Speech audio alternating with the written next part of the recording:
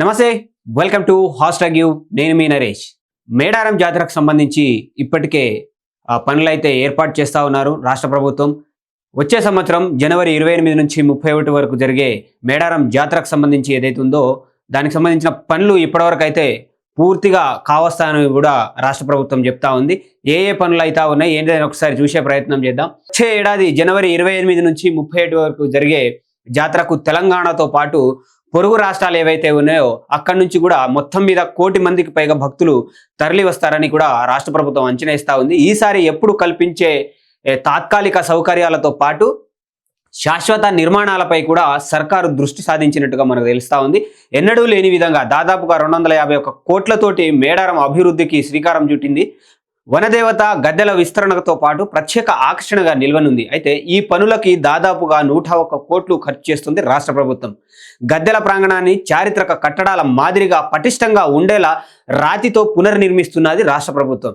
46 పిల్లర్లతో 271 చదరపు మీటర్ల విస్తీర్ణంలో ఈ ప్రకారం అంటే మొత్తం ఉండనుంది. వీటి మధ్య 40 అడుగుల వెడల్పుతో 3, 30 అడుగుల వెడల్పుతో 5 స్వాగత తోరణాలు ఉంటాయని చెప్పేసి కూడా రాష్ట్ర ప్రభుత్వం చెప్తా ఉన్నది.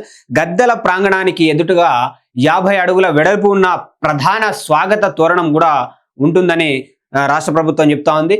పగిడిద్దరాజు, గోవిందరాజు గద్దెలను సమ్మక్క సారాలమ్మ గద్దెలు ఉండే వరుసలోకి మారుస్తున్నారు. భక్తులంతా ఒక వరుసలో దర్శనానికి వెళ్ళాలా వెళ్లే విధంగా ఈ ఏర్పాటు చేస్తున్నారు. వృత్తాకారంలో ఉండే గద్దె చుట్టూ 8 స్తంభాలు, మధ్యలో వెదురు బొంగులతో తీర్చిదిద్దుతున్నారు. తాళపత్రాల్లోని కోయ వంశీయుల చరిత్ర ఏదైతే ఉందో ఆ ప్రాంగణం గోడలపైన చిహ్నాలుగా బొమ్మలుగా కూడా వేయిస్తుంది రాష్ట్ర ప్రభుత్వం.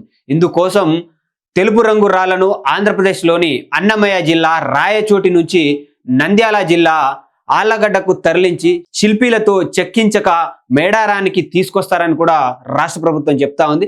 ప్రధాన స్వాగత తోరణాలపై సమ్మక్క వంశీయులైన చరిత్ర తెలిసే విధంగా 59 బొమ్మలు చెక్కారు. సమ్మక్కది రాయబందని 5వ గొట్టు వంశం. వీరిది ఇంటి దైవమైన ఒక కొమ్ము ఉండేది, అది దుప్పి కొమ్ము అని కూడా చెప్తా ఉన్నారు. 2 వైపులా అడవి దున్న కొమ్ములు, నెమలి ఈకలు, తోరణం అగ్రభాగాన వీటిని చెక్కడం అయితే జరిగింది. మిగతా శిలలపై 3, 4, 5, 7 గొట్టుల వంశీయుల చరిత్ర, వారు పూజించిన జంతువులు, జీవన శైలిని తెలిపే చరిత్ర చక్కర్లు, ఇలా దాదాపుగా 750 మందితో కోయ వంశీయుల పేర్లకు సంబంధించి 7000 బొమ్మలు ఉంటాయని కూడా రాష్ట్ర ప్రభుత్వం చెప్తా ఉంది. డాక్టర్ హరిప్రసాద్ ఆధ్వర్యంలో 250 మంది శిల్పీలు పనిచేశారని కూడా ఇక్కడ చెప్తా ఉన్నారు. స్థపతులు ఈమని శివనాగిరెడ్డి, డాక్టర్ మోతిలాల్ పర్యవేక్షిస్తున్నారు వీటన్నిటిని. సమ్మక్క సారమ్మల ఆర్కియాలజీ రీసెర్చ్ ఇన్స్టిట్యూట్ ఏదైతే ఉందో 15 మంది విద్యార్థులు ఈ చిత్ర రూపకల్పనలో మాత్రం వాళ్ళు సహాయం చేస్తున్నట్టుగా రాష్ట్ర ప్రభుత్వం చెప్తా ఉంది. ఇది తమ 15 ఏళ్ల శ్రమ అని రీసెర్చ్ సెంటర్ వ్యవస్థాపకులు డాక్టర్ మైతి అరుణ్ ఎవరైతే ఉన్నారో ఆయన తెలపడం అయితే జరిగింది. గద్దెల ప్రాంగణానికి సమీపంలోని ఇదివరకు ఉన్న చెట్లను దాదాపుగా తొలగించకుండానే అభివృద్ధి పనులు ఇప్పటికే చేపట్టడం అయితే జరిగింది. పునర్నిర్మాణం తర్వాత వనదేవతల పూజల్లో విశిష్టత కలిగిన బండారి, మర్రి, వెదురు, బురుగ, వేప, ఇప్ప, కస్తు వంటి 12 రకాల చెట్లు, అలాగే 140 ఆయుర్వేద రకాల మొక్కలను కూడా నాటడం అయితే జరుగుతూ ఉంది. మేడారం చేరుకునే మార్గంలో ఇరుగ్గా ఉన్న రోడ్లు ఏవైతే ఉన్నాయో వంతెలను కూడా అన్నిటినీ విస్తరిస్తూ ఉంది రాష్ట్ర ప్రభుత్వం.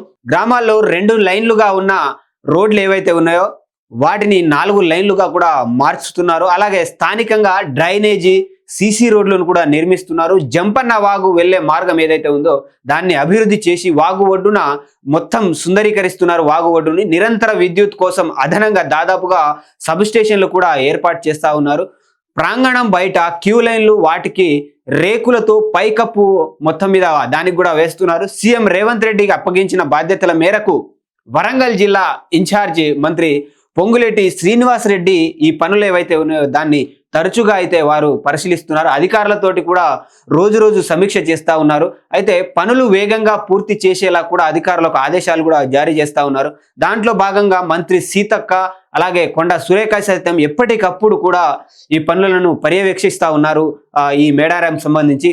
అయితే మనం ఇక్కడ చూసుకున్నట్లయితే తెలంగాణ రాష్ట్రంలోని కాంగ్రెస్ ప్రభుత్వం ఏర్పడి దాదాపుగా 2 సంవత్సరాలు అయిపోయింది. కాబట్టి ఏదైతే మేడారం జాతర ఆసియాలోనే అతిపెద్ద జాతరగా గుర్తింపు పొందిన మేడారం జాతరను ఈసారి కాంగ్రెస్ రాష్ట్ర ప్రభుత్వం ఎవరైతే ఉన్నారో ఖచ్చితంగా ప్రతిష్టాత్మకంగా తీసుకొని కూడా రేవంత్ రెడ్డి గారు ఈ పండగని అంగరంగ వైభవంగా చేయాలి, ఈ జాతరని అనుకొని దాదాపుగా అభివృద్ధి పనులు అయితే వేగవంతం చేస్తూ ఉన్నారు.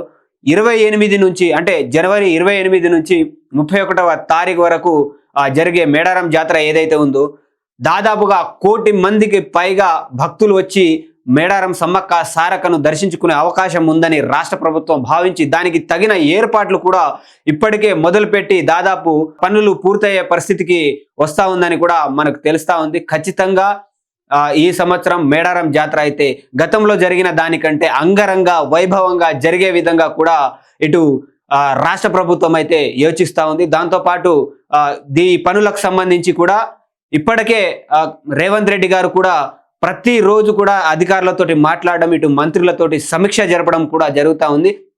ఎక్కడ కూడా చిన్న మిస్టేక్ కూడా చేయకుండా అనుకున్నది అనుకున్నట్టుగా జరిగే విధంగా కూడా దీని మీద పూర్తిగా శ్రద్ధ పెట్టిన సీఎం రేవంత్ రెడ్డి గారు అధికారులతోటి సమీక్ష చేసి మంత్రులను కూడా పర్యవేక్షణకు పంపించడం అయితే జరుగుతూ ఉంది. ఈ వీడియోపై మీ అభిప్రాయాలను కింద కామెంట్ రూపంలో తెలియజేయండి. అప్పటి వరకు చూస్తూనే ఉండండి #you.